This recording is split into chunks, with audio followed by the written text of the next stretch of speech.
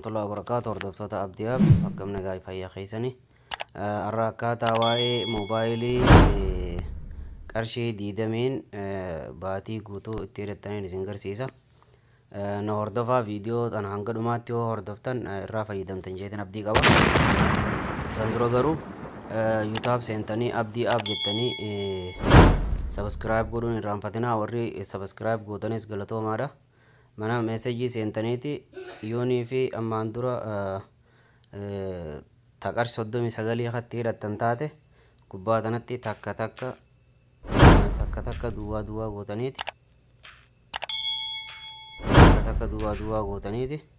Jala kanatti immoo 5 4 gootanii itti ergitanii irraa eegtan risaala meesejii isin dhufa. Akkuma meesejiin isin dhufte booda irraa eegame jechuudha. Yoo immoo diidami shanii ka duraan itti hiitan taate bakka tana 5 gootaniituma 2 3 gootan 3 gootan akka itti ergitan yoo hamma dura qarshii diidami shan itti hiitan taate.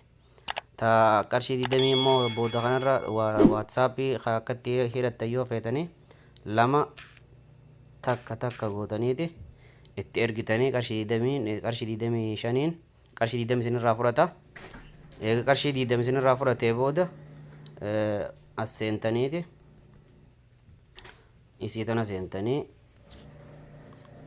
isii tana Play Store keessa buufatanii akkaan amma dura isin barsiise irra deebitanii ilaaltaniiti Play Store keessa buufattanii yoo immoo isii buufachuu akka dadhabdan taate yoo isiin kan isin hin dalayne taate isin ni dalaydi tuni isin dalaydi saayifoon isin dalaydi isaa lamaan dalagaa jechuudha. Eega qarshii 25 isinirraa fudhate booda viidiyoo tana hanga xumura asitti ilaaltanii yoo jala deemtan irraa fayyadamtan jeetiin abdii qaba.